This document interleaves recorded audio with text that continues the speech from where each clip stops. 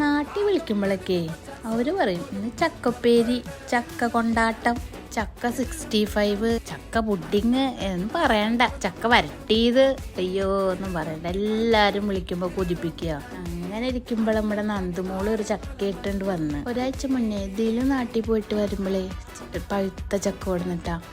നല്ല ടേസ്റ്റ് ആയിരുന്നു. പക്ഷെ ഇപ്രാവശ്യം കൊടുന്നതേ അയ്യോ ഉപ്പേരിക്കൊക്കെ പറ്റിയ അടിപൊളി ചക്കയായിരുന്നു. അമ്മ പ്രത്യേകം പറഞ്ഞു കൊടുത്തു വിട്ടതാ. പിന്നെ ഒന്നും നോക്കിയില്ല, ചക്ക കൊണ്ടുള്ള വിഭവങ്ങളൊക്കെ തുടങ്ങിയിട്ടാ. ചക്കപ്പേരി ഉണ്ടാക്കി, കട്ടൻ ചായയും ചക്കപ്പേരിയും. അമ്മോ പറയണ്ട, സൂപ്പർ കോംബോ.